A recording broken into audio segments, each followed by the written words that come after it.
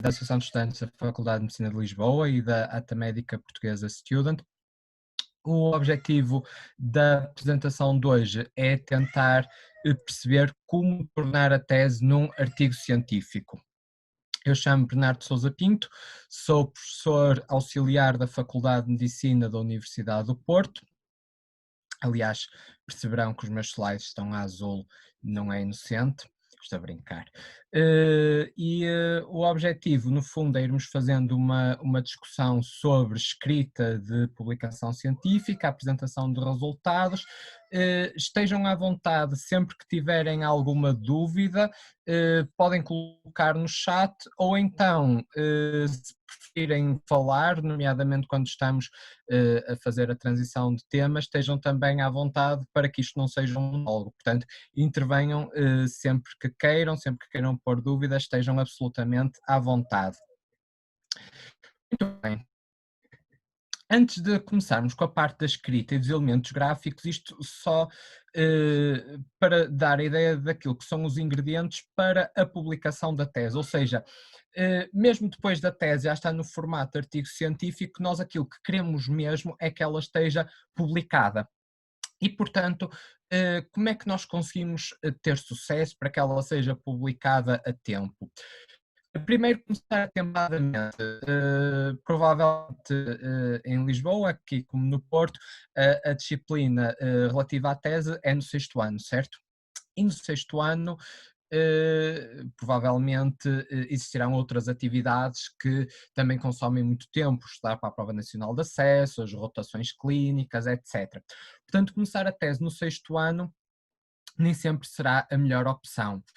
Sobretudo porque nós muitas vezes, quando temos a fazer um trabalho original, um trabalho no qual temos por objetivo publicar, em que investimos bastante tempo, ou queremos investir bastante tempo, muitas vezes surgem alguns percalços. Ou temos dificuldades que não estávamos a contar, por exemplo, na obtenção dos dados, na espera pela autorização da Comissão de Ética, ou nós verificamos algumas coisas curiosas nos resultados que não estávamos à espera e temos que fazer análises adicionais, temos que explorar mais. Portanto, nós acabamos sempre por demorar mais tempo que aquilo que contamos. E se nós queremos ter algo de qualidade e terminado de forma relativamente precoce, devemos tentar começar atempadamente. No quarto, no quinto ano, são bons anos para nós começarmos a tese. Claro que alguns projetos, até por exemplo mais de investigação básica, requerem que sejam começados até mais cedo. Depois, um outro aspecto que gostaria de chamar a atenção é a questão de integração em equipas, idealmente equipas multidisciplinares que já tenham experiência em investigação. Isso é algo que será muito melhor para vocês e que vos facilitará muito a vida para, enquanto orientandos e enquanto estudantes interessados em preparar a tese. O que acontece é que numa equipa multidisciplinar, primeiro, existem já vários investigadores com diferentes capacidades, alguns mais voltados para a parte clínica, vamos supor, outros mais voltados para a parte metodológica, para a parte estatística, para a parte informática, ou seja, existem tipicamente várias competências. E isso impede que vocês tenham que saber de tudo, porque não é o objetivo de uma tese que vocês saibam de tudo, embora tenham que conhecer bastante bem o vosso trabalho, mas se precisarem de apoio mais especializado, tenham-no lá. E por outro lado, isso vai necessariamente implicar que o vosso orientador se vai interessar mais pelo vosso trabalho, porque o vosso trabalho vai de encontro àquilo que a equipa dele está a fazer, e é mais um output dessa mesma equipa, e não é simplesmente algo que o aluno se lembrou de ir chatear o orientador para ver se ia buscar algum trabalho para ele.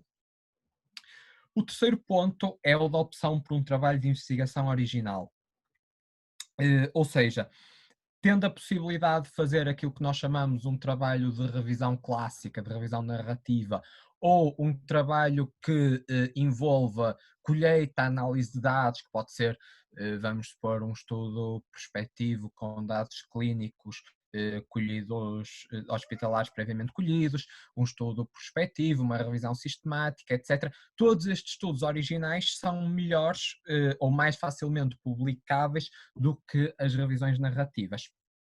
As revisões narrativas têm o seu papel, mas elas são pensadas para serem escritas por especialistas da área, porque eles, melhor do que ninguém, saberão quais os assuntos a selecionar, quais os assuntos mais e quais os assuntos menos relevantes. Ora, num estudo de investigação oral, existindo uma receita metodológica que deverá ser seguida, é mais fácil para nós, enquanto estudantes, tentarmos perceber de que forma é que conseguiremos fazer um trabalho de qualidade. Obviamente, a questão de investigação ser clinicamente relevante e o objetivo claro, isso é muito importante para facilitar o processo de publicação, ser algo que seja relevante, necessário para a prática clínica e não apenas porque sim, algo que responda a uma lacuna, e nós vamos ver, quando discutirmos a parte escrita, que se isto estiver claro, é muito mais fácil escrever, porque nós, por exemplo, discutir as limitações, discutir os pontos fortes, discutir o que é que o nosso estudo acrescenta de relevante, torna-se muito mais imediato, bem como perceber qual é que é o objetivo. A parte do adequado planeamento metodológico, obviamente isto dava um seminário completo, mas se a metodologia estiver bem feita, o vosso trabalho tem mais chances de ser publicado, e depois focar então nas partes que nós iremos sobretudo abordar, a parte da escrita e dos elementos gráficos e da apresentação de resultados. Alguma dúvida para já?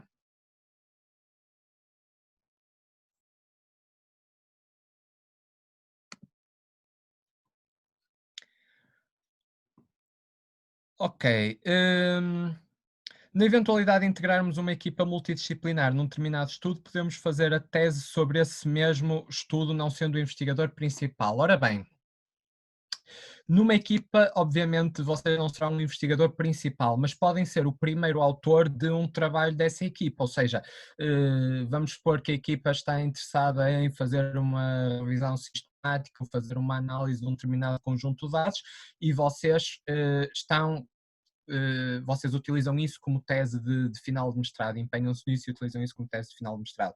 É justo e podem negociar com a equipa serem vocês o primeiro autor, os primeiros autores dessa publicação, ok? Portanto, não tem que ser o investigador principal da equipa, mas convém que sejam o primeiro autor da publicação. No Horto nós aceitamos primeiro o segundo autor, não sei se aí em Lisboa é idêntico, mas o primeiro é aquilo que tipicamente é aceito. Mais alguma questão? Doutor Muito Bernardo, há bem. uma questão no bate-papo. Eu li a questão da Sara. Há mais alguma questão?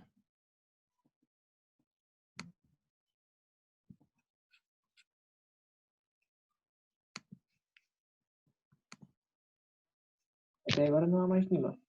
Ok, perfeito. Vamos então avançar.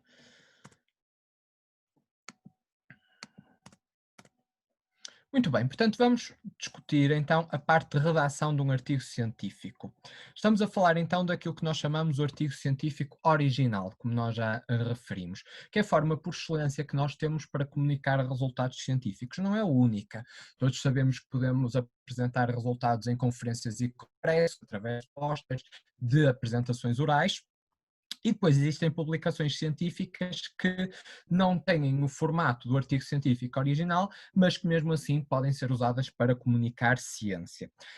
Nesse aspecto, chamar a atenção para um tipo de publicação particular, que são os brief report ou research letters. Elas têm diferentes nomes consoante as revistas, mas são publicações mais curtas, mas que mesmo assim têm resultados originais e que em algumas situações podem ser vantajosas de considerar.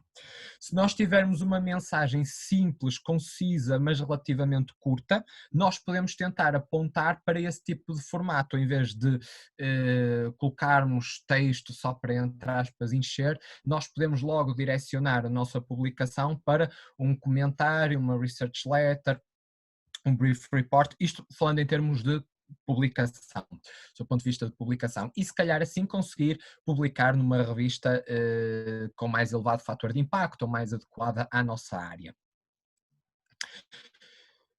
Existem ainda outros tipos de publicação para além destes que nós referimos e que seguem estruturas diferentes, mas dos quais nós não nos iremos ocupar. Nós vamos ocupar, sim, do artigo científico original, em que nós tipicamente estruturamos de acordo com os seguintes elementos: título, abstrato, resumo, o texto principal, referências, tabelas, imagens e eventualmente material suplementar. O texto principal é estruturado de uma forma que nós designamos por IMRAD. I de introdução, M de métodos, R de resultados, o A é de AND e o D de discussão. Mas elas devem ser pensadas como um contínuo. Nós gostamos muito de mostrar esta imagem do relógio de areia, não sei se vocês conhecem dos jogos antigos, antes de existirem telemóveis para cronometrar o tempo, utilizava-se estes relógios de areia para cronometrar as jogadas.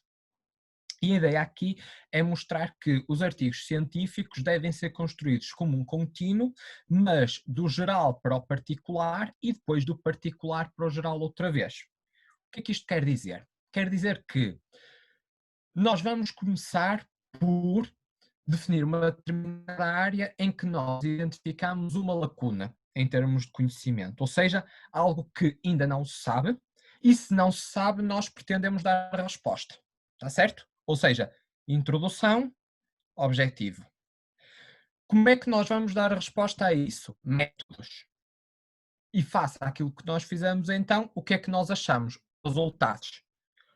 Depois contextualizamos esses resultados, discutimos e tentamos perceber de que modo é que nós chegamos mais perto ou não de resolver a questão inicial e até que ponto é que nós conseguimos, com isso, melhorar a prática clínica ou levantar sugestões para estudos futuros.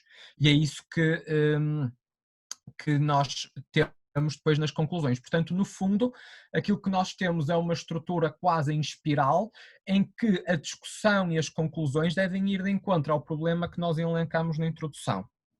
Se assim não for, fica uma coisa muito esquisita e acreditem que nós às vezes revemos, nós fazemos investigação, mas também somos chamados para rever papers de outros investigadores. E às vezes nós vemos que aquilo que está na conclusão não bate com a introdução. Isso torna muito difícil de perceber o artigo científico. Mais uma vez, numa questão de investigação que vocês percebam como relevante e clara, isto surge muito naturalmente. Susana, eu poderei disponibilizar o PowerPoint se vocês acharem que é relevante, depois eu posso fazer chegar. Muito bem. Portanto, esta estrutura do geral para o específico e depois do específico para o geral. Então vamos lá começar com a introdução, sempre nesta ideia, nesta lógica. Nós tipicamente dividimos a introdução em duas partes, o background ou contextualização e o objetivo. Quando nós começamos a escrever artigos, não é? Não temos essa experiência, começamos a ler muito sobre a área na qual nós estamos a fazer investigação, começamos a entusiasmar e a tendência é para escrever introduções muito grandes. Nós queremos mostrar que aprendemos muita coisa, sabemos muito. Ora, não é esse o objetivo de uma introdução. A introdução deve ser concisa. Pensem, vocês estão a escrever para especialistas. Vocês vão publicar numa revista, ou vão ter por objetivo publicar numa revista da área em que estão a escrever. Portanto, quem vai ler já saberá mais ou menos a base, os conceitos-chave relativos àquilo que vocês estão a escrever. Portanto, tipicamente nós pensamos na introdução como ocupando uma página e meia, 2 a 3 parágrafos, não mais do que isso. Curta, concisa e indo direto ao problema. Pensando na estrutura do relógio de areia, nós começamos com um background muito geral, por exemplo, vamos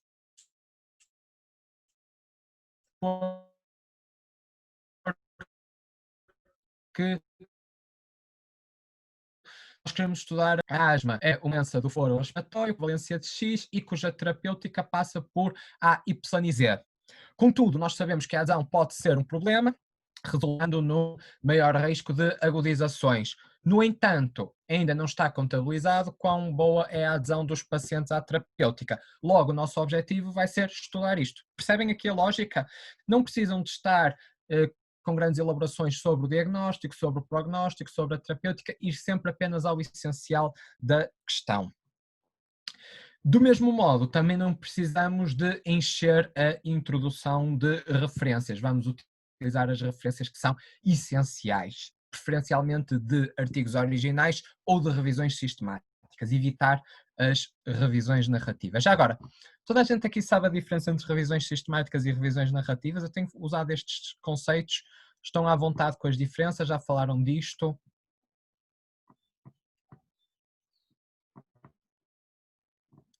Sim, não?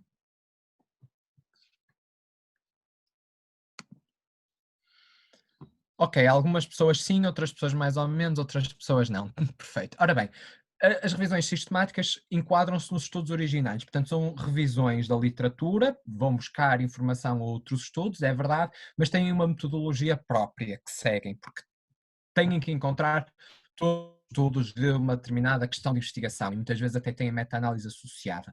Numa revisão narrativa não, é quase como um capítulo do livro em que o autor vai selecionando aquilo que é a informação que considera mais relevante. Portanto, tem sempre um cunho subjetivo, não tem propriamente uma metodologia. Dito isto, então, e voltando à questão da introdução, face ao exposto, há aqui duas regras de ouro que é importante destacar quando nós escrevemos um artigo científico. A primeira regra de ouro é que menos é mais. O que é que isto quer dizer? Quer dizer que, idealmente, nós devemos tentar dizer tudo o que é relevante no mínimo de palavras possível. Não é? Contrariamente àquilo que se possa imaginar que é preciso pôr muitas palavras para encher, para dar mais ideia que trabalhamos mais, entre aspas, não, é completamente o oposto. O desafio aqui é nós dizermos muito e dizermos tudo aquilo que é relevante no mínimo de palavras possível. As revistas colocam um limite de palavras. Existe um limite de tabelas e gráficos que podemos apresentar. Existe um limite também de referências. Okay? A segunda regra de ouro tem que ver com a questão do contínuo. Tudo tem que estar encadeado. Todos os parágrafos têm que estar bem encadeados. E nós, ao lermos um parágrafo, temos de ser já capazes de adivinhar o que vai dizer o seguinte. Não podemos ficar com aquela sensação de estranheza. Então, de onde é que esta informação veio? Que se as coisas não estiverem devidamente encadeadas, é o que acontece. E muitas vezes, na introdução, há essa tentação. Imaginem, vamos voltar ao exemplo da adesão terapêutica na asma, não é? Se calhar uma forma mais fácil de escrever a introdução seria um parágrafo a falar sobre asma no geral, um outro parágrafo completamente desligado a falar sobre adesão terapêutica e depois um terceiro a unir os dois. Mas isso não é algo correto, porque a pessoa chega ao segundo parágrafo e pensa: nós não estávamos a falar de asma, de onde é que vem a adesão terapêutica, percebem? Portanto, tentar sempre encadear todas as ideias. Isso ajuda muito o leitor e, obviamente, ajuda também os revisores, porque um paper bem escrito é meio caminho andado para os revisores olharem favoravelmente para o vosso artigo. Quando as coisas estão mal escritas, os revisores começam a arranjar defeitos em tudo. Acreditem, ficam mais chateados. Muito bem, portanto, não esquecer então abordagem, contextualização do que já é conhecido e indicação do que falta conhecer. Portanto, a tal identificação do problema, da lacuna no conhecimento científico, na prática clínica, aquilo que nós chamamos o racional, a justificação, que deve seguir logo no objetivo. O objetivo já deve ser adivinhável desse racional. Uma coisa muito importante, ou duas, melhor dizendo, em relação ao objetivo. O objetivo deve estar claramente assinalado. Nós devemos escrever mesmo: we aimed to, the objective of this work was, this work had the objective to, ou seja, não tenham medo, pelo contrário, de escrever as palavras aim, objective, isso deve estar claramente assinalado. Segundo aspecto, o objetivo deve refletir a questão de investigação. Vocês sabem como é que se estrutura uma questão de investigação? Qual é que é o acrónimo que nós utilizamos para estruturar uma questão de investigação? Já falaram disso?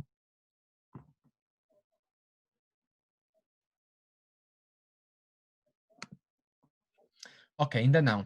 Nós utilizamos um acrónimo chamado PICO. O que é que isto quer dizer? Não é ilha açoriana, mas sim P de população. Quem é que são os participantes, os pacientes que nós estamos a analisar? São adultos, são idosos, são doentes, são saudáveis, etc. E de intervenção, pode ser um E de exposição, C de comparação e O de outcome, ou variável de resultado.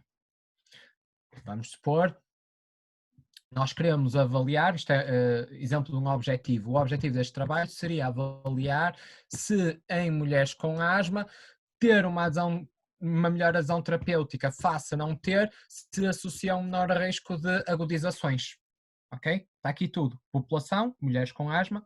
Neste caso é uma exposição que é a melhor adesão terapêutica, o comparador, pior adesão terapêutica, e o outcome, o resultado, que é agudizações de asma. Isto tem que estar bem explícito no objetivo e tem que ser obviamente coerente com os métodos e com aquilo que está no abstract ou resumo. Faz sentido? Alguma dúvida, alguma questão?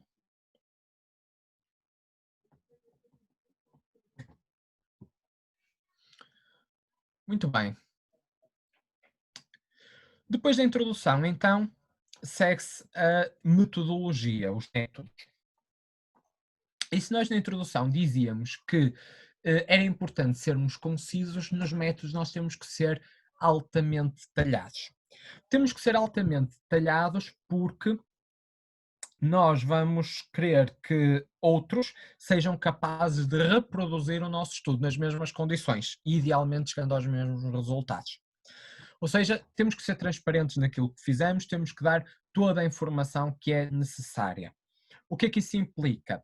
Implica que definamos população, intervenção, exposição, comparação, outcome. E isto definir não é só dizer, vamos supor, mulheres com asma, como estávamos no exemplo anterior. Não. Como é que nós definimos asma? Quais foram os critérios que nós aplicamos para que um indivíduo fosse considerado como asmático? Não é só dizer boa ou má adesão terapêutica. Como é que nós definimos boa adesão terapêutica, má adesão terapêutica? Onde é que fomos consultar? Onde é que fomos obter essa informação? O que é que nós definimos como uma agudização, não é? Como outcome, e assim sucessivamente. Temos que dar informação do contexto onde foi feito o estudo. Qual foi o hospital, por exemplo, qual é que era a capacidade, da mesma maneira que se vos falarem de um hospital americano ou russo, vocês se calhar, se só vos disserem o nome, não saberão se é um hospital grande, pequeno, universitário, de última linha ou não. Os estrangeiros também não conhecem a realidade dos hospitais portugueses, portanto têm que dar essa contextualização. Informar acerca dos critérios de inclusão e da exclusão dos participantes também é muito importante, saber quem é que podia, quem é que não podia entrar no estudo. Todos os instrumentos devem estar detalhados, com referência aos próprios fabricantes, etc. Instrumentos de medição, por exemplo. E depois, no final, o último parágrafo é sempre a análise estatística, que vai desde a estatística descritiva até à modelação estatística, passando pela estatística inferencial. Os métodos, tal como todo o resto do artigo, nós gostamos de os escrever do geral para o particular, do simples para o complexo, do principal para o acessório. E sempre já agora com a análise estatística como último parágrafo, tipicamente uma secção à parte, mas também seguindo esta estrutura.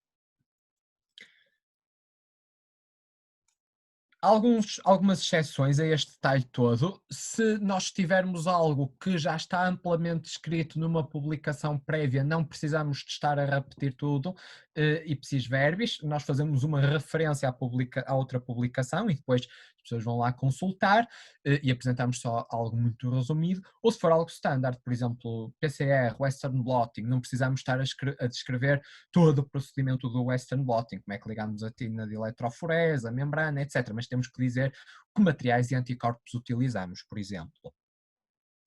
Muitas vezes os métodos são de tal maneira grandes e detalhados que nós temos que os remeter para métodos suplementares, por não terem espaço no nosso artigo. Não tem problema absolutamente nenhum. Há aqui uma questão que bastantes revistas começam a insistir, que é na utilização da voz ativa na escrita dos métodos.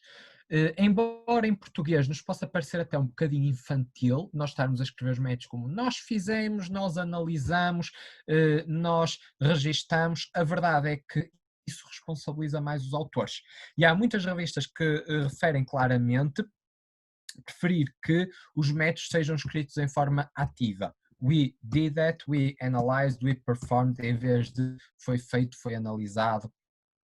É claro que isto não é 100% obrigatório, não têm que usar sempre a voz ativa, mas devem privilegiá-la na escrita dos métodos. Já agora, uma terceira regra de ouro na escrita de um artigo científico é a escrita em frases curtas e parágrafos longos. Ou seja, cada uma das frases não deve ter muito floreado, não deve ser muito longa, não deve ter muitos parênteses, muitos entre vírgulas ou entre tracinhos, deve procurar ao máximo ser curta, concisa, escrita numa linguagem objetiva. Os parágrafos tipicamente são longos, ou seja, nós temos num parágrafo tudo o que é relativo a uma dada ideia e por isso nós condensamos neles muitas frases. Aos métodos segue-se a secção de resultados.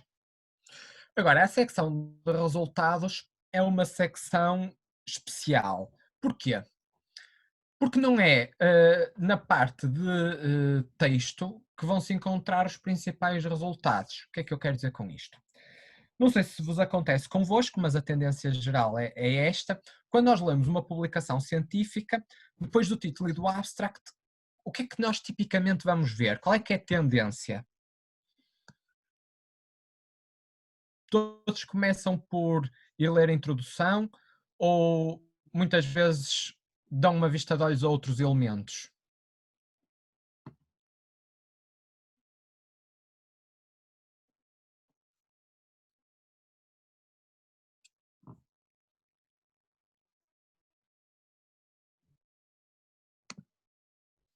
Começam pela introdução, ok.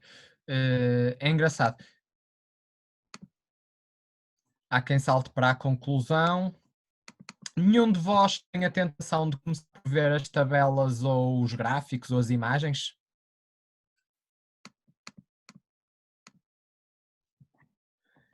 Engraçado. Portanto, a maior parte do pessoal está a dizer ou introdução ou então ver logo as conclusões. Ninguém tem essa tendência de espreitar as tabelas ou espreitar as imagens? É que muitas vezes isso é algo que nós vamos ver de imediato, são as coisas que saltam assim à vista. E são as formas por excelência que nós temos para comunicar os resultados. Isto para dizer o quê? Os resultados de um artigo científico são primariamente transmitidos pelas suas tabelas e pelos seus gráficos ou figuras. E a secção de texto não deve reproduzir integralmente o que está nas tabelas e nos gráficos, não deve vomitar os conteúdos das tabelas, senão a secção de resultados torna-se uma coisa absolutamente indigesta. Lembrem-se, nós no artigo científico não queremos redundâncias. Então, para que é que serve a secção dos resultados? Serve para orientar. Serve para chamar a atenção para os aspectos mais importantes, e atenção que eu não estou a dizer os resultados significativos, estou a dizer os resultados clinicamente mais relevantes, que às vezes podem ser diferenças estatisticamente significativas, mas outras vezes podem não o ser. Portanto, chamam a atenção para isso e vão remetendo para as respectivas tabelas ou gráficos onde os resultados podem ser consultados na sua totalidade. E, mais uma vez, é um erro muito comum que nós vemos em papers que nos chegam às mãos, ter a secção de resultados a repetir integralmente as tabelas e os gráficos, e isso é completamente indigesto para quem lê. É uma apresentação que deve ser feita sem discussão, de forma agnóstica. Ou seja, nós apresentamos os números, é a secção por excelência para apresentar números, mas não devemos dizer isto era surpreendente, isto não era surpreendente, nós achamos isto porque A ou achamos isto porque B. Não. Aqui simplesmente apresentamos os resultados. Mais uma vez, nós vamos construí-los do geral para o particular, do principal para o acessório, do simples para o complexo. Mimetizando muito o modo como nós escrevemos os métodos, ou seja, tipicamente começamos com a questão da população estudada e depois vamos por aí, a estatística descritiva, resultados da estatística inferencial, resultados da modelação estatística. Curiosamente, nós estamos a ordem pela qual os artigos científicos são estruturados. Mas, curiosamente, na parte de escrita, nós começamos pelos métodos e depois escrevemos os resultados. Porquê? Porque nós acabamos de fazer o trabalho, temos muito frescos os métodos, o modo como nós fizemos as coisas, Temos frescos os resultados, é uma secção que é relativamente fácil de escrever, e depois temos os métodos e os resultados escritos é que passamos para a escrita da introdução e, por fim, a discussão. E a discussão, tipicamente, é o grande desafio da escrita de um artigo científico. Porque para a discussão não há tantas regras. Para a introdução nós dissemos 2, 3 parágrafos, uma página e meia, começa no background, na contextualização, identifica a lacuna, define o objetivo. Nos métodos, é basicamente escrever aquilo que nós fizemos, apenas certificarmos que não deixamos passar nenhum pormenor importante. Os resultados é relatar os resultados mais importantes e direcionar para as tabelas e gráficos. Mas a discussão não tem propriamente regras específicas e o modo como nós a escrevemos e como nós a estruturamos vai depender muito do nosso paper, vai depender da nossa questão de investigação, vai depender dos resultados que nós obtivemos. Dito isto, também não é o completo caos a discussão, ou seja, existem alguns aspectos que têm que constar, mesmo que não sejam sempre pela mesma ordem. Temos que ter sempre e este é o primeiro parágrafo de discussão, isso é clássico, é o sumário dos resultados. Um primeiro parágrafo a chamar a atenção para aquilo que foram os principais resultados, os mais importantes. O leitor veio de uma secção de resultados onde esteve imerso em números e ajuda a fazer algum sentido tudo isto, ter este primeiro parágrafo de resumo para orientação. Que outros aspectos têm que estar na discussão? Uma contextualização desses resultados, confrontando-os com a literatura. Eram expectáveis? Não eram expectáveis? Porquê é que nós os encontramos? Porquê é que não encontramos outro tipo de resultados? Porquê é que eles são diferentes daquilo que nós achamos da literatura? Também é obrigatório na discussão nós falarmos das limitações do nosso trabalho, e nós vamos bater muito nessa questão, mas também falarmos dos pontos fortes. E por fim, as conclusões. As conclusões que não devem ser iguais ao sumário dos resultados principais devem abrir portas também para futuros estudos, devem refletir sobre em que é que o nosso trabalho contribui para melhorar a prática clínica, por exemplo. Então vamos a cada um dos pontos. Explicação dos resultados e confronto com a literatura publicada. Primeiro aspecto. Vocês não precisam na discussão de aludir a todos os resultados. Nem todos os resultados têm que ser discutidos ou merecem ser discutidos, porque isso é um erro também muito comum. É ver discussões que acabam por ser quase repetições da secção dos resultados, e não é isso que se pretende. Se vocês tiverem uma tabela com 50 variáveis, vocês não vão estar a dizer o sexo era semelhante entre os grupos, já a idade, nós tínhamos pacientes um bocadinho mais velhos no grupo A que no grupo B. Não é isso que se pretende aqui. É chamar a atenção para os resultados mais relevantes, do ponto de vista clínico, menos expectáveis, se calhar, e procurar perceber o porquê destes resultados serem assim, sobretudo em comparação com a literatura prévia, que a comparação não é simplesmente dizer os nossos resultados foram semelhantes ou foram diferentes aos outros artigos, é tentar perceber o porquê também. Podemos dizer, nós verificamos uma frequência bastante menor de reações adversas a medicamentos por comparação com os dois outros estudos mais importantes na área, mas a nossa população era bastante mais jovem, por exemplo. É esse tipo de argumentação que se pretende na discussão. Aqui, e muitas vezes isto requer então algumas análises acessórias até. Aqui, muitas vezes, nós podemos enquadrar isto, e por isso é que a discussão não tem propriamente regras, à medida que nós discutimos isso, nós podemos discutir também as limitações dos nossos trabalhos, porque, em bom rigor, alguns resultados podem ser explicados por limitações, ou podemos fazê-lo separadamente. E aqui, as limitações é algo que tem que estar muito claro, muito bem discutido, muito bem assinalado. Nós, na discussão de um trabalho, nós temos que conseguir identificar claramente onde o autor diz as discussões do nosso trabalho foram as seguintes. E não é simplesmente listá-las, é tentar perceber quais são, qual é o impacto que estas estão a ter nos resultados e de que forma é que os autores tentaram prevê-las e minorar o seu impacto. Isto é fundamental e por isso nós podemos, até uma estratégia que muito frequentemente é utilizada, ir discutindo as limitações a par com os pontos fortes, ou seja, por cada limitação apresentar um ponto forte. Nós tivemos uma limitação porque recolhemos dados hospitalares retrospectivos em que muitas vezes a qualidade pode não ser melhor, podem existir problemas, mas por outro lado, e vem aí o ponto forte, nós fizemos questão de auditar a qualidade num subconjunto desses processos, nomeadamente confrontando-os com X ou Y, percebe? Esta é uma forma muito elegante de vocês discutirem as limitações e de mostrarem que fizeram um bom planeamento do vosso estudo, que se preocuparam em reduzir o impacto das mesmas. Uma outra forma que vocês têm é discutir primeiro as limitações e depois discutir os pontos fortes. Ou seja,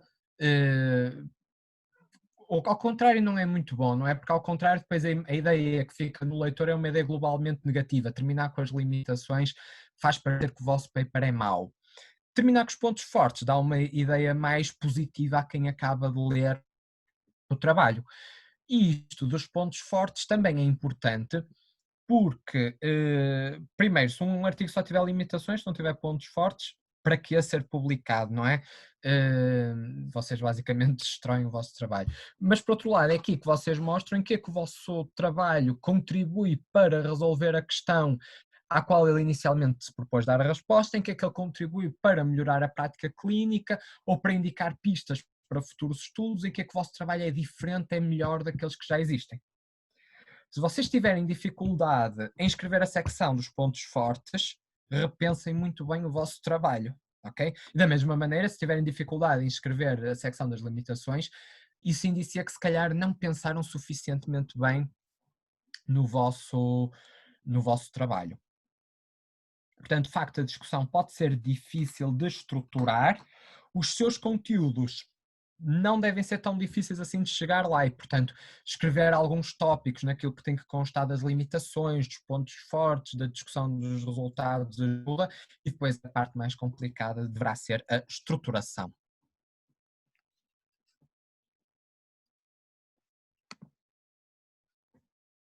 Ok, aqui a dúvida da Catarina, se devemos intercalar as limitações com os pontos fortes ou abordar primeiramente as limitações em bloco e depois os pontos fortes. Podemos fazer ambas as formas são corretas e depende um bocadinho da nossa questão de investigação. Se nós percebermos que por cada limitação que nós encontramos e que nós discutimos existe um ponto forte, nós fomos suficientemente cuidadosos para salientar isso, então intercalar é a melhor forma e depois no final nós discutimos apenas os pontos fortes que não surgem desta intercalação. Se nós vimos que isto não é muito bem possível, aí discutimos primeiro as limitações no seu todo e depois todos os pontos fortes. Ao contrário, é que não convém mesmo. Está certo? Muito bem. E por fim, as conclusões. Mais uma vez, as conclusões devem estar bem indicadas. To sum up, in conclusion, são as frases-chave que devem estar a abrir a conclusão para assinalar. As conclusões normalmente não são secções à parte, integram a discussão. E isso ainda reforça mais o facto de elas deverem estar bem assinaladas. Essas conclusões, mais uma vez, elas devem surgir quase que naturalmente, se lembrarem da imagem do relógio de areia, não é? E se pensarem, por exemplo, que acabaram de discutir os pontos fortes, o que é que o vosso estudo contribui para melhorar a prática clínica, que pistas é que dá para futuros estudos, logo nós daqui concluímos que, percebem? E a conclusão chama a atenção para os resultados mais importantes, mas também para esta última parte que é muito relevante, o que é que o vosso artigo trouxe de novo para a ciência e de que forma ajudou a dar resposta àquela lacuna que vocês identificaram no início, na introdução. Portanto, isto é um exemplo de um abstract até com a discussão estruturada, de um artigo com a discussão estruturada, mas nem é isso que nós vemos frequentemente, mas pode ajudar. Até aqui alguma dúvida, alguma questão? Estou a falar muito rápido, muito devagar. Devemos seguir?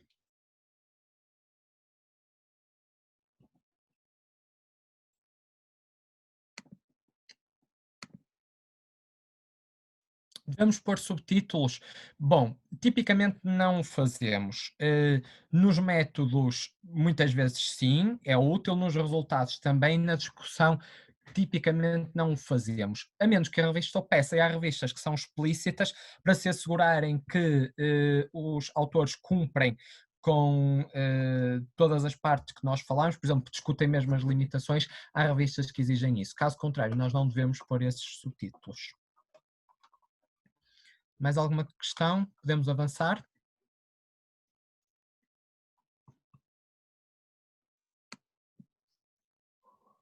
Ok.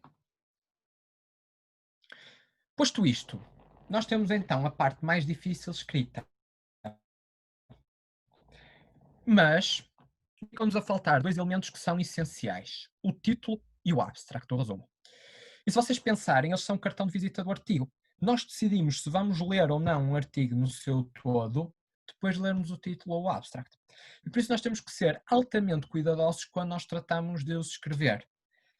Ora, o que é que acontece? Na maior parte das vezes nós já escrevemos o paper todo, nós já estamos muito cansados, nós queremos é ver o nosso trabalho publicado e damos menos atenção ao título e ao abstract, mas isso é um erro. E para nós percebermos isso basta nos pôr nos sapatos do leitor. Os títulos podem ser de várias formas. Vocês têm aqui 3 tipos de títulos. E aqui a questão é, e podem ativar o microfone, não sei se têm essa permissão, mas se tiverem, estejam à vontade. Que diferença é que vocês veem entre estes 3 títulos? Porque é que eu posso afirmar que estes 3 títulos são diferentes?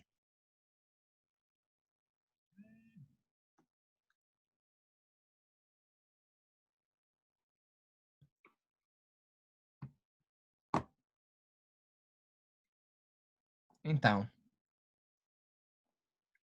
por exemplo, o primeiro título tem uma coisa que distingue dos restantes, que é qual?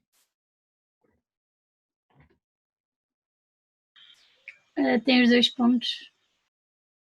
Para além de ter os 2 pontos, que é um elemento que nós vamos ver que nos vai ser muito útil, tem uma outra questão que é a pergunta, certo? Ou seja, é aquilo que nós chamamos um título interrogativo. Estes títulos interrogativos,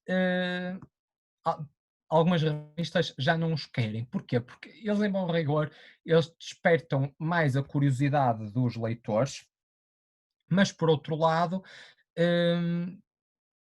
muitas vezes os autores desiludem-se quando vão ver o abstract, e por isso os autores acabam por ler menos vezes o texto completo.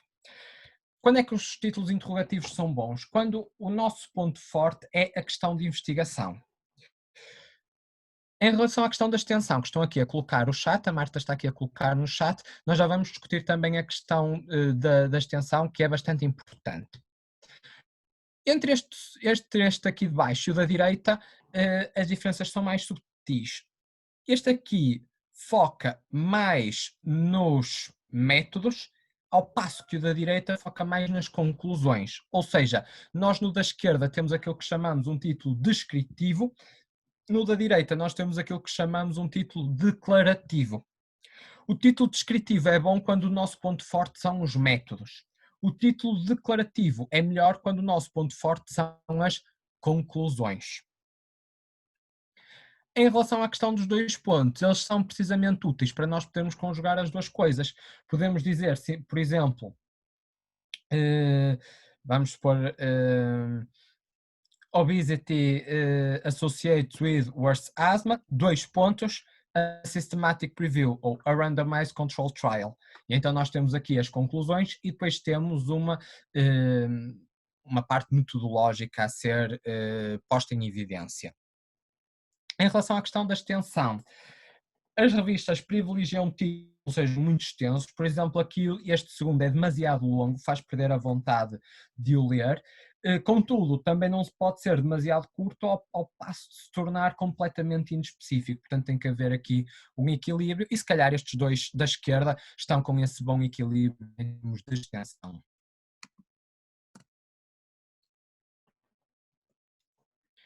Em relação ao abstract, o abstract vai, no fundo, sumariar os principais pontos do nosso artigo. Eles podem ser estruturados ou não estruturados, mas cada vez mais as revistas optam por abstracts estruturados, ou seja, com diferentes secções. E aqui embora nós, nesta estrutura, vamos ter na mesma uma introdução, métodos, resultados e conclusões, a extensão e os conteúdos de cada uma das secções vão diferir face àquilo que se verifica no artigo. O que é que isto quer dizer? Quer dizer que no abstract nós vamos focar em duas partes, os métodos e os resultados. O objetivo tem que estar muito bem definido, mas, por exemplo, a parte de contextualização tipicamente é mínima. Algumas revistas nem sequer têm background no abstract, outras têm, mas tipicamente os autores colocam uma frase no máximo. Também não temos propriamente uma discussão no abstract, temos a conclusão ou as conclusões, mas não vamos estar a discuti-las aqui.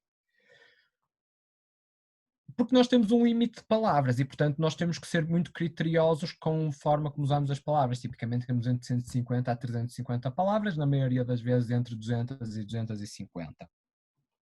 Aspectos muito importantes. Evitar, não usar referências, evitar abreviaturas, só usá-las se estritamente necessário e temos que as definir no abstract, mesmo que estejam definidas no texto.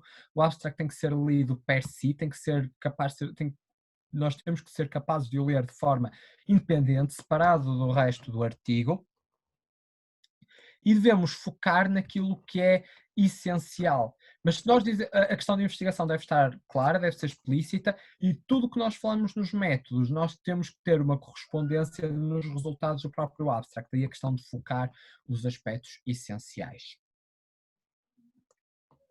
Até aqui, alguma dúvida, alguma questão?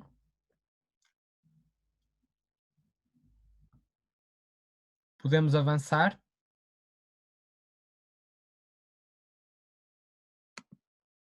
Sim?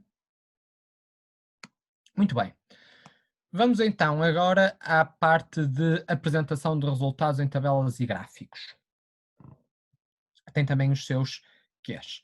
Uma das grandes dúvidas que sempre surge é se nós temos resultados, nós vamos apresentá-los sob a forma de tabela ou sob a forma de gráfico. Se estivermos a falar de uma apresentação oral, de um póster, certamente os gráficos. Ninguém vai parar para ler um póster que tenha uma tabela enorme, cheia de linhas, cheia de números, com letras pequeninas. Os gráficos são visualmente mais apelativos. Se nós tivermos um paper, um artigo científico, aí a maior parte das vezes ou a maior parte da informação se calhar é veiculada em tabelas. Mas os gráficos não devem ser deitados fora, nós não devemos dizer, como isto é um artigo científico, nós não vamos usar gráficos, é um erro. Nós devemos ter um ou dois gráficos, ou devemos pensar que veiculem as principais mensagens, porque os gráficos, sendo mais apelativos visualmente, têm também um maior impacto no leitor. O leitor lembra-se mais facilmente do futuro do gráfico do que de um valor numa determinada tabela. E então, que regras é que existem quando nós sumariamos resultados em tabelas e gráficos? Vamos começar pelas tabelas. O que é que vocês modificariam nesta tabela? Acham que esta tabela é boa? É má? Alterariam alguma coisa? Ativem os microfones, falem. Se preferirem podem usar também o bate-papo, mas se quiserem falar, estão à vontade. É sempre bom para não termos um monólogo.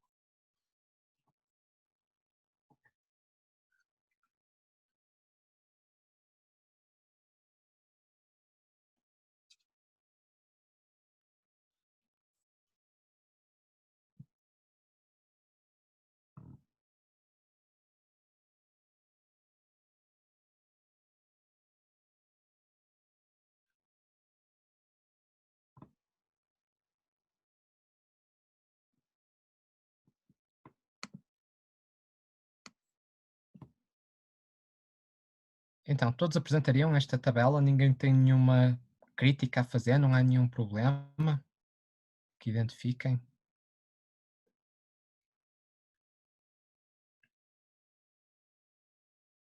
Ok, o Diogo salienta aqui uma questão muito importante. Tem um valor de P não significativo, mas forma de se apresentar devia estar o valor obtido, sem dúvida.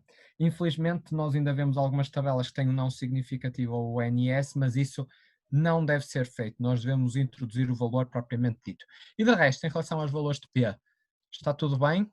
Ou há mais alguma correção?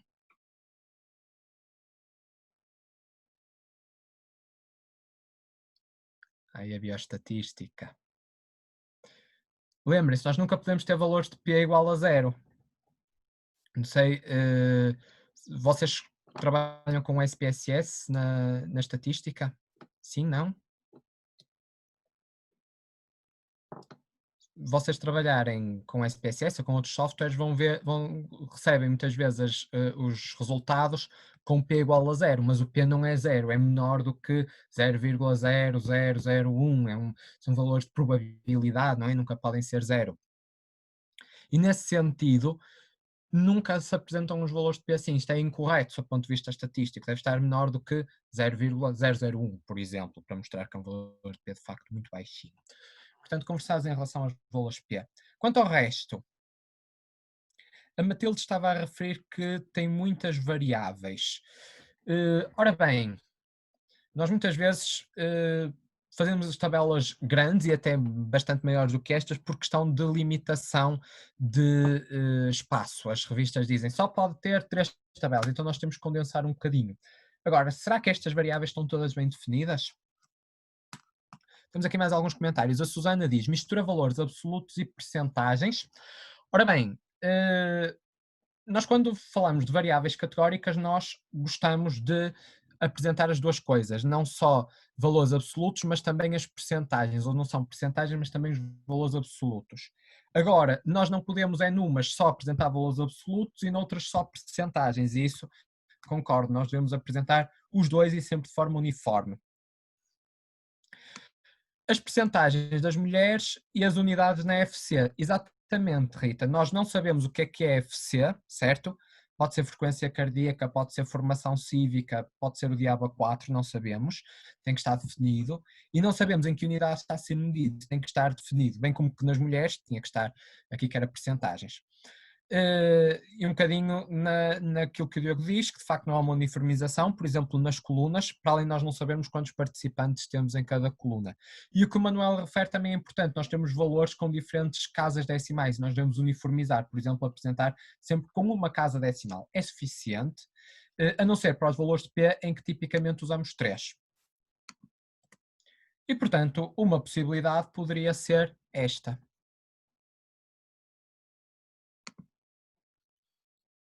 Sim, a questão do Diogo é importante. Em relação ao valor de P, também não foi definido a partir de quando é considerado estatisticamente significativo. Nós definimos isso nos métodos.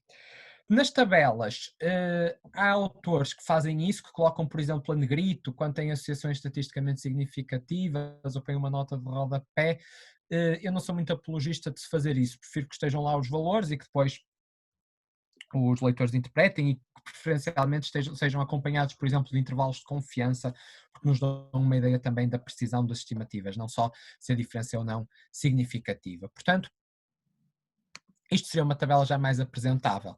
O número de cada indivíduo, uma legenda adequada, como é que nós estamos a medir a idade e afinal era a frequência cardíaca sempre, média entre parênteses desvio padrão, ou seja, a medida de tendência central e a medida de expressão, e nas absolutas sempre o N e o valor percentual de forma uniforme. Muito bem. Agora, gráficos. Nós vamos chamar a atenção agora para alguns aspectos relativos à construção de gráficos, alguns erros que podem surgir, alguns problemas na forma de apresentação e, portanto, o objetivo é vocês, no imediato, não é, verem o gráfico, cada gráfico vai ser apresentado e as respectivas perguntas e responderem no chat ou bate-papo com um S ou um N ou VAF, portanto, de verdadeiro ou falso. Portanto, de forma rápida, tentar responder às questões que estão a ser colocadas com base nos gráficos que serão apresentados. Primeiro gráfico. Frequência de resposta por parte de farmacêuticos que de enfermeiros. Verdadeiro ou falso? O que é que vocês acham? Basta pôr o V, o F, o S ou o N.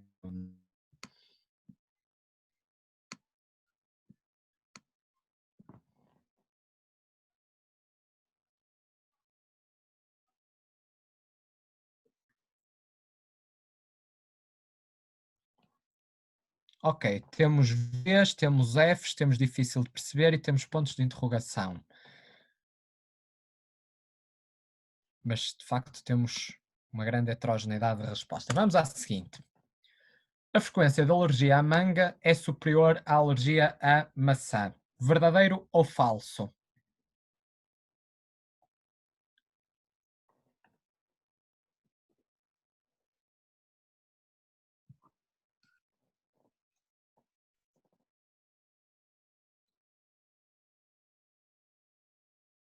Ok.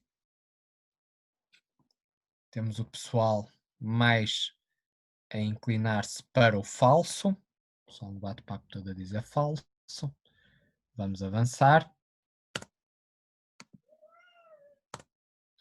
A média de peso dos homens é o dobro da média de peso das mulheres. Verdadeiro ou falso?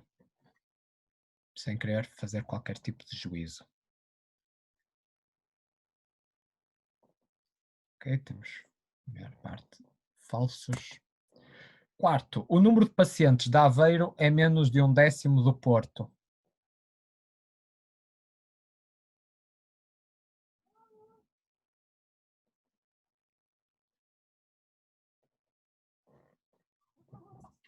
Ok, temos falsos, temos verdadeiros.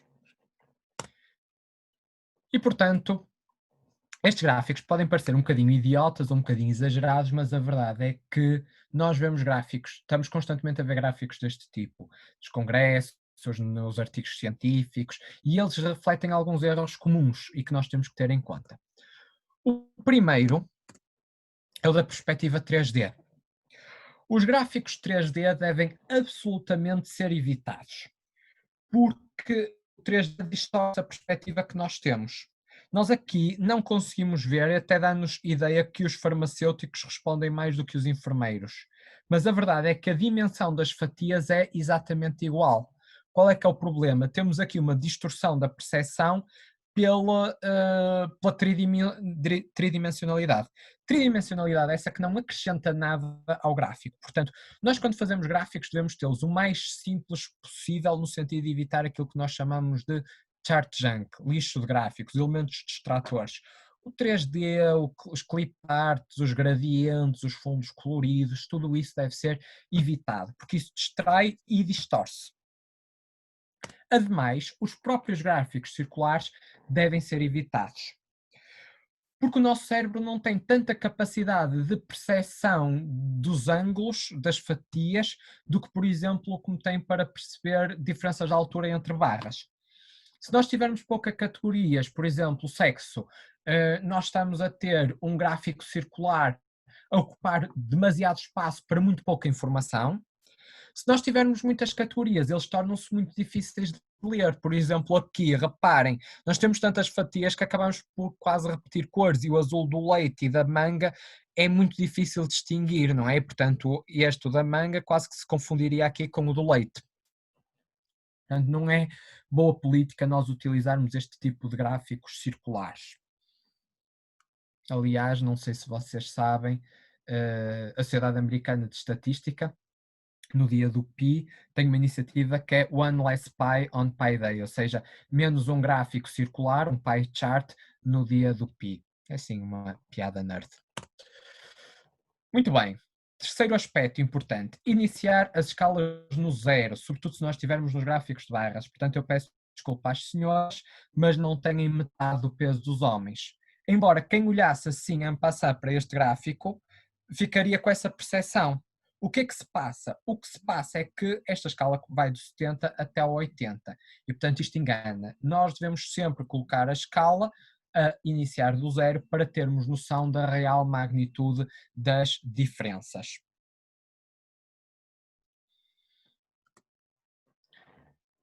Por fim, aqui o número de pacientes de Aveiro de facto era menos de 1/10 dos pacientes do Porto. Mas quem olhasse para este gráfico não ficava com essa percepção, achava que seria para aí 1/4. Ora, o que é que acontece? Nós temos aqui um corte de escala, reparem, a escala não é contínua. 0, 125, 250 e depois salta logo para os 1500, 2000. Quando nós temos estas interrupções de escala, e alguns autores são de tal maneira radicais que acham que estas nunca devem existir, mas às vezes dão um jeito. E quando nós precisamos de as fazer, elas devem ser claras, devem ser evidentes. Se olharem para o gráfico da direita, vocês percebem que a escala é notória, que há uma descontinuidade entre esta parte e esta. E, portanto, vocês vão ver, e de facto aqui nós estávamos na ordem dos milhares e aqui passamos para menos de 250. Faz sentido estas chamadas de atenção? Exemplos um bocadinho patetas, mas nós vemos muito isto mal feito. Muito bem. Vamos então avançar. Já agora nós, construção de gráficos é algo que se pode falar muito mais, como podem imaginar, não é? O tipo de variáveis vai depender muito. E vamos então agora passar para a submissão, ou seja, nós já fizemos o nosso trabalho, já os escrevemos, já apresentamos de forma conveniente os nossos resultados em tabelas e gráficos apropriados e agora aquilo que nós vamos fazer é submeter o nosso artigo. E para isso, convém que nós conheçamos o ciclo da publicação. A questão da publicação é fundamental, porque senão, se o nosso artigo não estiver publicado, é como se ele não existisse.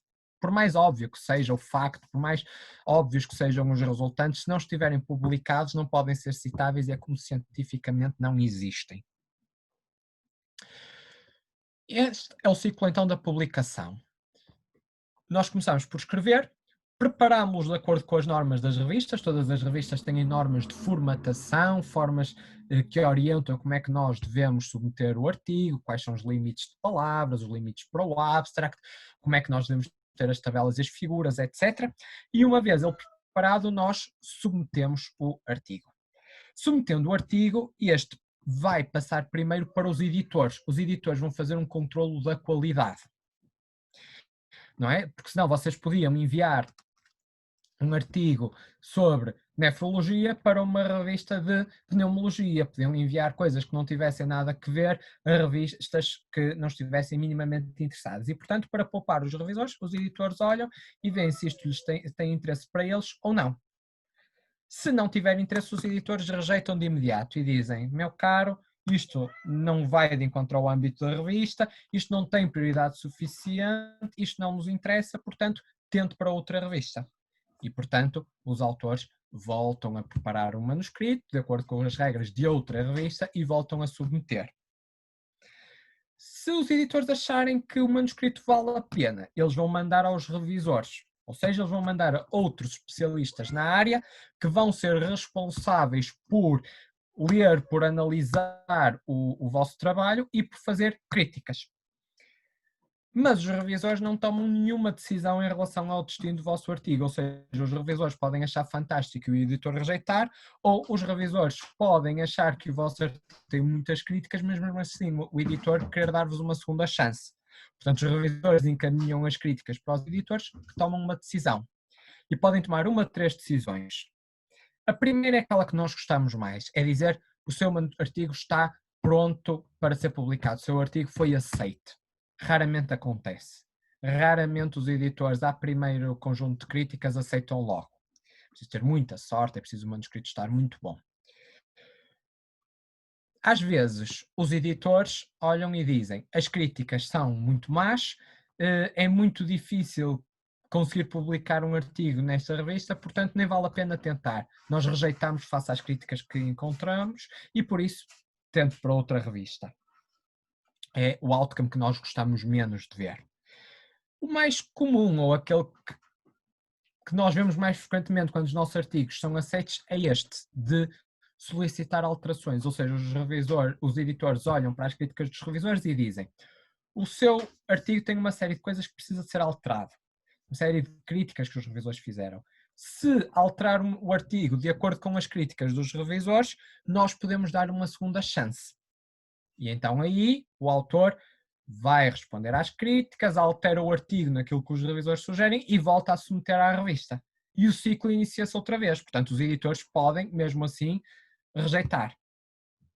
Já aconteceu a toda a gente, os revisores enviarem críticas, os editores darem uma segunda chance, os autores responderem às críticas e depois no final os editores disserem: afinal, nós não vamos querer esse artigo, não tem prioridade suficiente. ok? Já é possível que aconteça. Também é possível que aceitem logo ou é possível que enviem novamente para os revisores. Está a fazer sentido este processo?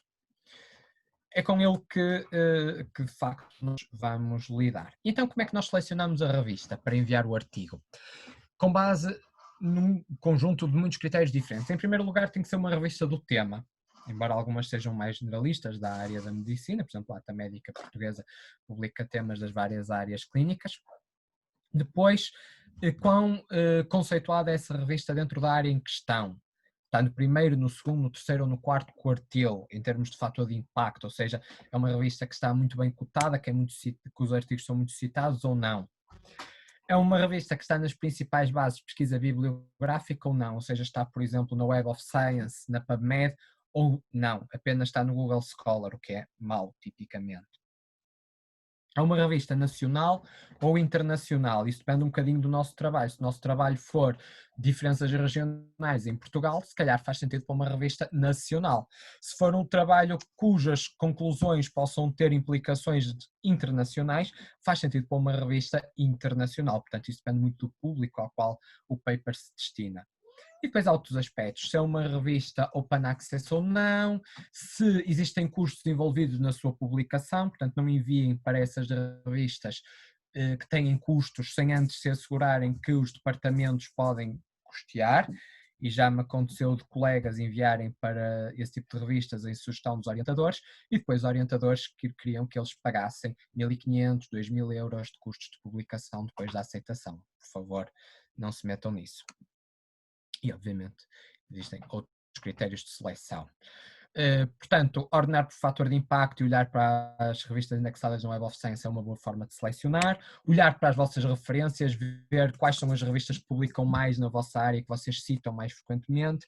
Estas ferramentas como o Evans Journal Selector, em que vocês colocam lá o vosso abstract, colocam algumas palavras-chave e ele identifica-vos algumas revistas que têm um interesse na área, embora isto não seja para ser seguido cegamente, obviamente, é sempre com espírito crítico. São formas que nós temos de identificar revistas adequadas. Agora, não devem enviar o manuscrito para revistas predadoras. Já alguém aqui ouviu falar de revistas predadoras?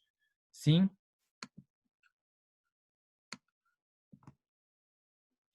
Ainda não. Muito bem. É importante, contudo, estarem atentos a este conceito.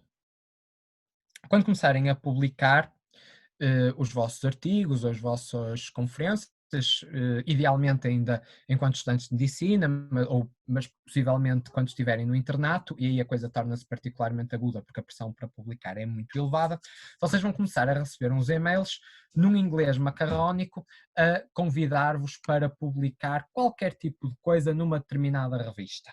São e-mails sempre muito simpáticos, a elogiar-vos bastante, até oferecer-vos muitas vezes cargos nas revistas. Ora, isso são esquemas fraudulentos, não são revistas científicas sérias.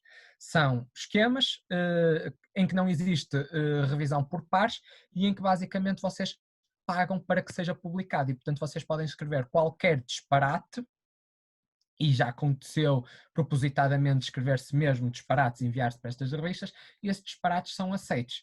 Ora, isso em nada vai beneficiar o vosso currículo, isso pelo contrário vai-vos prejudicar, vai mostrar que vocês não têm sentido crítico e que enviam a revista, o vosso artigo para qualquer sítio. Portanto, estejam atentos a isso. Muitas vezes os próprios orientadores, o pessoal mais velho, não está familiarizado com este conceito, é um conceito relativamente recente que tem ganho, que tem sido cada vez mais relevante de 5 anos para cá, mais coisa, menos coisa, por isso tenham cuidado. Elas normalmente são fáceis de detectar, as páginas têm um design muito amador, as páginas web, os e-mails são esses e-mails assim, uma mistura de graxa e de insistência para publicação, e são revistas que têm sempre fees de pagamento, têm sempre custos para publicação, mas normalmente são custos relativamente baixos, entre 100 e 500 dólares, que é algo que as revistas sérias não têm. Normalmente nas revistas sérias os custos de publicação são muito mais elevados. Muitas vezes vocês veem que são revistas com pouquíssimos artigos cada uma, são revistas de editoras que têm milhares de revistas, cada uma com muito poucas publicações. Portanto, tenham cuidado com estes esquemas fraudulentos que vão começar a invadir as vossas caixas de e-mail, spam autêntico, a partir do momento que vocês começam a publicar. Dito isto, é importante perceber que nem todas as revistas Open Access são predadoras. Vocês sabem que são revistas Open Access, certo? Conhecem o conceito? Sim? Não? Sim? Ok, perfeito. Existem muitas revistas Open Access sérias, a VMC, a PLOS ONE, algumas revistas das sociedades, por exemplo, a própria Ata Médica é uma revista aberta, revistas de sociedades nacionais ou internacionais, são Open Access e são sérias, têm a revisão por pares. O problema são estas que, infelizmente, se aproveitam do conceito e deturpam-no completamente. Um aspecto que nós chamamos a atenção é a questão da formatação. Todas as revistas sérias têm guidelines de submissão e se vocês forem à página das revistas é muito fácil encontrar essas guidelines. Agora é uma seca ter que formatar o artigo de acordo com essas regras, porque elas muitas vezes obrigam a cortar palavras, obrigam a colocar as tabelas de outra forma diferente daquela que nós tínhamos colocado, o abstract também de outra forma, mas nós temos que o fazer. Senão, aquilo que nos acontece é que o artigo é logo enviado para trás, o secretário administrativo da revista diz isto não está de acordo, portanto, corrija isto e depois tente submeter novamente. Algumas chamadas de atenção para o material suplementar, nós já fomos falando um bocadinho disso. Material suplementar é material que é revisto na mesma pelos autores e aparece como forma de complementar o manuscrito, mas não está no corpo do mesmo, não aparece, por exemplo, na versão impressa e só aparece online. Isto é útil, por exemplo, quando nós temos métodos muito longos e não queremos estar a cortar detalhe, porque achamos que o detalhe é importante, e então nós aí submetemos, fazemos uma secção de métodos suplementares. Se nós tivermos muitas tabelas e muitos gráficos, muitos resultados, e não os quisermos também cortar, porque eles são importantes, nós podemos remeter para material suplementar, ou até se tivermos formas alternativas de apresentação dos resultados. Por exemplo, vídeos, cada vez mais popular, ferramentas online para a exploração de resultados, simuladores, por exemplo, também é uma forma interessante de dar aos leitores a possibilidade de explorar os resultados, os próprios dados, não é? As bases de dados naquela política do Open Data, obviamente, que tem que ser em circunstâncias muito especiais, tem que ser dados anonimizados, com autorização expressa, não vamos escarrapachar os dados dos pacientes tal qual estão nos processos clínicos, mas, por exemplo, em revisões sistemáticas é muito fácil nós disponibilizarmos os dados que nós analisarmos para que outros também possam analisar. Portanto, esse tipo de materiais pode constituir material suplementar e as revistas encaram sempre com muito bons olhos ter estas formas adicionais interativas de apresentação. Um outro aspecto a chamar a atenção é a cover letter, ou carta de apresentação. O que é isso? É uma forma que nós temos de comunicar com os editores. Nós dissemos foi, quando enviamos o nosso manuscrito, ele vai para os editores, que olham para ele e decidem se o vão rejeitar imediatamente ou se o enviam para os revisores. O olhar que os editores dão não é um olhar de leitura cuidadosa de todo o artigo, não, eles leem duas coisas. Leem o abstract e leem a cover letter, ou carta de apresentação. E é nessa carta que nós vamos tentar, entre muitas aspas, vender o nosso artigo, o nosso trabalho aos editores, explicar porque é que este vale a pena ser publicado nesta revista.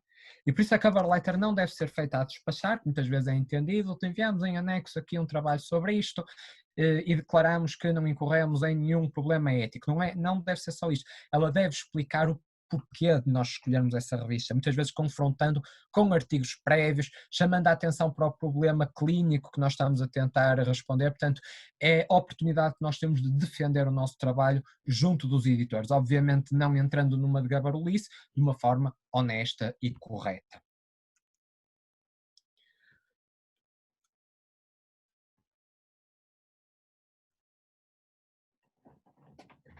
Os editores, considerando o nosso paper relevante, enviam-no então para os revisores que dão uma resposta.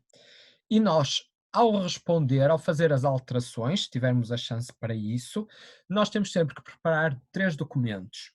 uma cópia com as alterações em evidência, uma cópia do artigo com as alterações já integradas, a chamada cópia limpa, e depois a chamada resposta ponto por ponto às críticas dos revisores, em que nós, para cada crítica, para cada comentário dos revisores, nós vamos responder explicando como é que nós alteramos o nosso artigo.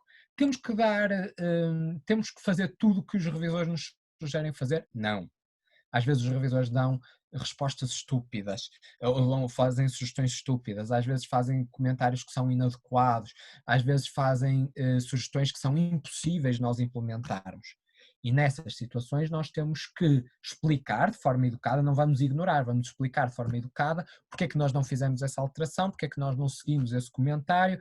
Às vezes, se tivermos dois revisores a pedir-nos coisas opostas, vamos ter que tentar arranjar uma forma de equilíbrio entre os dois, isso é das piores coisas que pode acontecer nesta parte, mas não pensem que o responder aos revisores e este processo é simplesmente dizer que sim a tudo o que eles sugerem. É preciso ter algum sentido crítico. Claro que na maior parte das vezes nós vamos cumprir, mas em algumas situações nós vamos questionar também, de forma educada.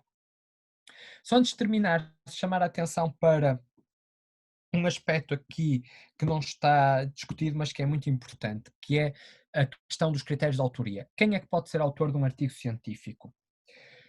Para ser autor de um artigo científico é preciso dar um contributo relevante. Vocês não precisam de participar em tudo, ou seja, não precisam de participar na recolha de dados, na análise estatística, na conceptualização, na criação das tabelas e dos gráficos, mas têm que ter um papel determinante numa delas. E sendo para a vossa tese, tem que ser na parte principal, obviamente. Mas o que é válido para vocês é válido para os restantes autores. Agora, cada autor tem que ter um papel relevante em pelo menos uma destas áreas. E tem também que ter um papel muito relevante na parte de escrita ou na parte de revisão crítica. De resto, todos os autores têm a obrigação de conhecer o artigo, aprovar a última versão a ser submetida e de ser responsabilizados por elas. Por que é que estou a chamar a atenção a estas coisas? Primeiro, porque não há nenhum critério a dizer ser diretor de serviço ou ser diretor de departamento é critério de autoria. Isso é uma mania que infelizmente ainda vai existindo em Portugal. Com alguns casos de pessoas que assinam papers sem os lerem até. Isso é grave, isso vai contra as normas éticas da autoria. Segundo aspecto, mais uma vez, durante o internato vocês vão ter uma pressão imensa para publicar. E com essa pressão imensa surgem tentações também de aspectos que podem ser menos éticos. E alguns esquemas que muitas vezes se vêem é pessoas que combinam: eu ponho o meu nome em todas as tuas publicações, tu pões o meu nome em todas, eu ponho o teu nome em todas as minhas, não é? Só que isso é algo que deve ser evitado a todo custo. Porque vocês, mesmo não tendo visto nada, mesmo não tendo feito nada para o trabalho, nem o tendo lido sequer, por estar lá o vosso nome, vocês são responsáveis por tudo. Portanto, se o vosso colega fizer plágio, se o vosso colega fizer fraude, se o vosso colega cometer um erro tremendo, vocês também serão responsáveis e responsabilizados.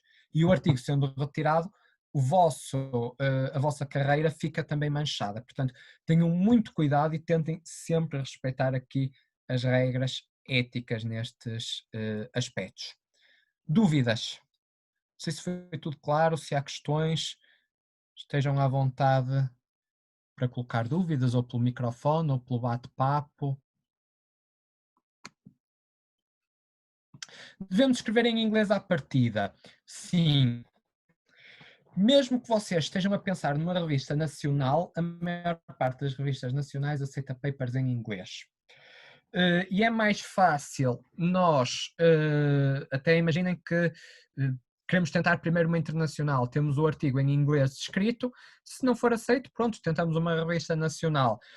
Fazer ao contrário é mais difícil, não é? Se nós tivermos um paper em português, depois ficamos logo restritos ao mundo lusófono. Escrever em inglês, mesmo que seja para uma revista internacional, faz com que autores de outros países possam encontrar o vosso trabalho e nunca se sabe quando é que pode ser útil. Imaginem, se alguém estiver a fazer uma revisão sistemática, vai querer o vosso trabalho, independentemente de ter sido feito em Portugal, na Alemanha ou na China, desde que responda à questão de investigação. E, portanto, se estiverem em inglês, facilita a vida ao autor e aumenta-vos o potencial de ser citado. Regras para escrever em inglês aqui nos artigos científicos são idênticas às do português.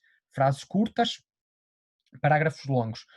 Não se assustem com o inglês, quem não está tanto à vontade, porque o inglês científico é um inglês mais simples, não é? Nós não queremos floreados, nós não receamos tanto se repetimos palavras ou expressões. Em relação às questões da tese, bom, isso depende aqui um bocadinho das regras da faculdade. Não vos posso ajudar tanto aqui, posso-vos dizer o que acontece no Porto. No Porto, a tese tipicamente é o artigo, ela é feita na forma de artigo, mas não é obrigatório, se a tese estiver em inglês, a apresentação também no tanto os slides como a apresentação, ou seja, pode a apresentação oral ser em português. Mas pronto, essa é daquelas coisas que eu não vos posso ajudar, infelizmente. As regras são diferentes de faculdade para faculdade. Ok, relativamente à apresentação de dados, faz sentido os valores absolutos em cada barra? Sim, pode fazer sentido. Porquê? Porque efetivamente nós, os leitores podem querer ter acesso aos dados absolutos. Mais uma vez, os dados dos nossos estudos podem ser úteis para outros investigadores que estejam, por exemplo, a pensar fazer uma revisão sistemática na área e, portanto, ter os valores absolutos facilita a leitura, desde que não polua muito, ou seja, por valores absolutos, por percentagens, isso já é excessivo, mas ter só os valores absolutos, sim, é aconselhável. Mais alguma dúvida? Mais alguma questão?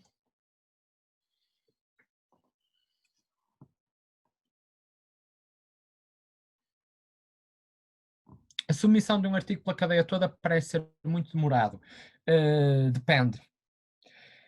É um processo que, em média, a correr bem, demora mais ou menos 2 meses.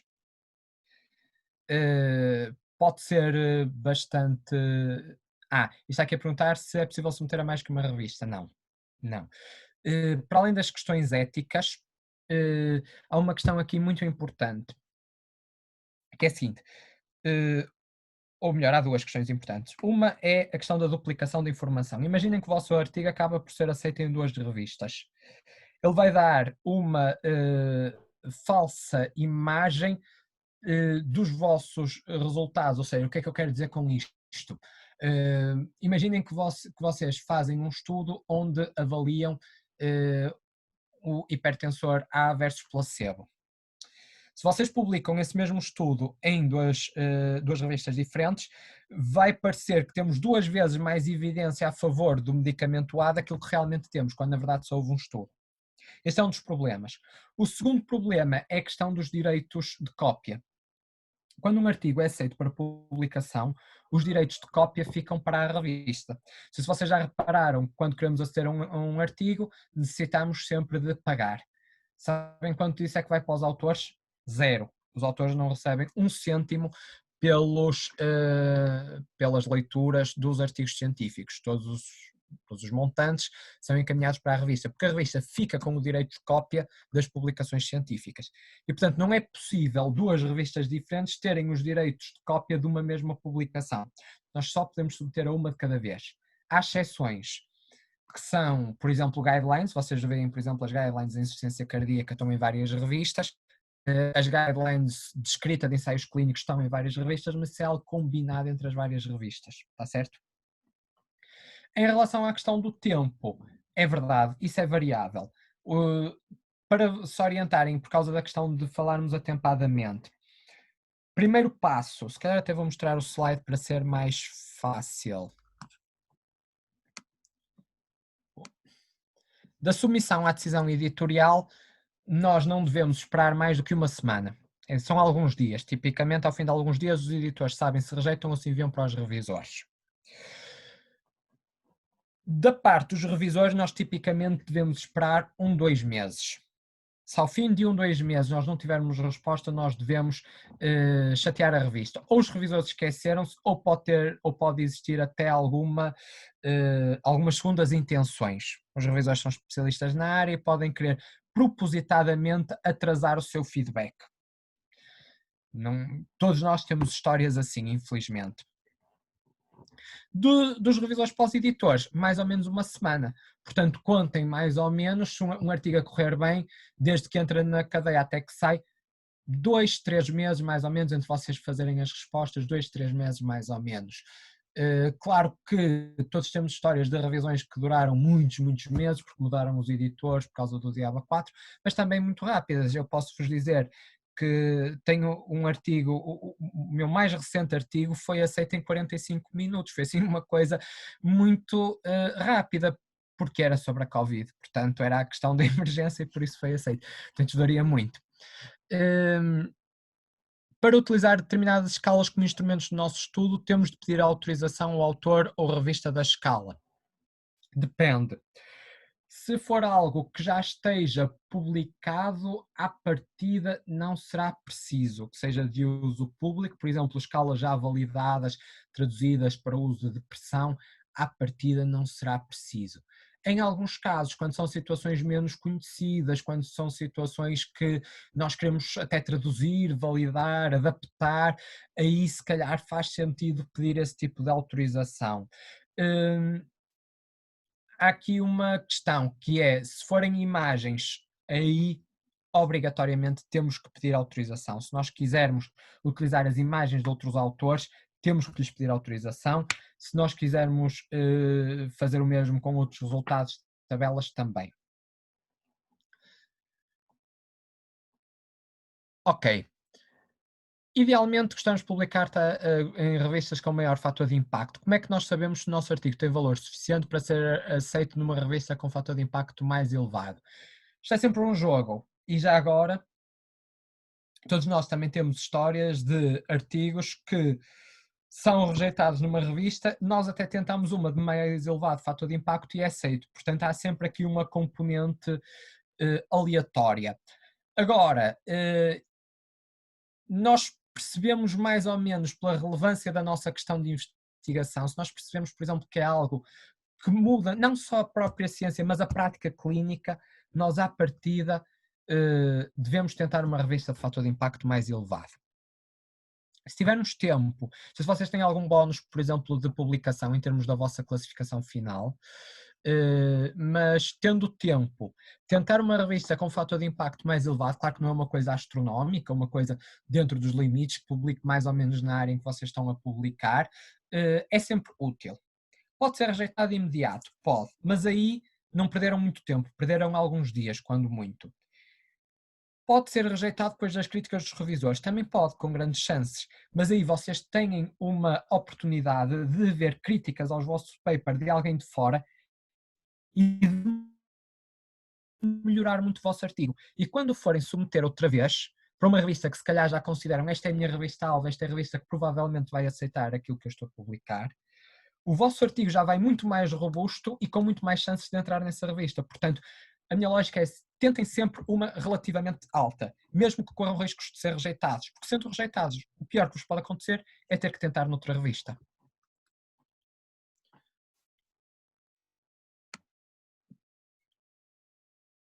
Mais alguma dúvida, questão?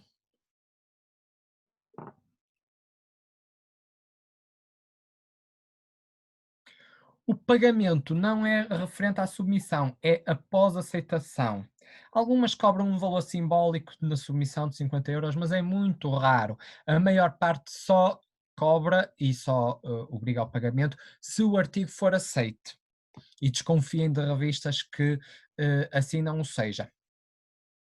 E mais uma vez, antes de enviarem para essas revistas, certifiquem-se que o vosso departamento tem condições económicas para assegurar essa despesa, porque senão vocês acabam por ou perder o artigo, não é? Porque não dão, ou por ficar às vossas custas, o que não é justo, não é de todo justo.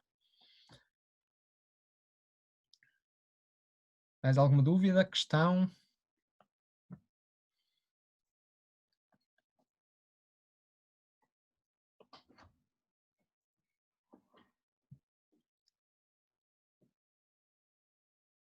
Muito bem. Não sei se o António, enquanto anfitrião, quer deixar alguma mensagem. De minha parte, agradeço a atenção, agradeço a participação, espero que tenha sido útil, que tenham compreendido, e qualquer dúvida, estejam à vontade para enviar e-mail. Da nossa parte temos apenas a agradecer e depois, se não houver problema, poderá remeter o PowerPoint e nós disponibilizamos aos participantes. Perfeito, eu vou enviar então para o e-mail da MP Student, ok? Ok, muito obrigado. E boa Muito tarde. obrigado, continuação e felicidades.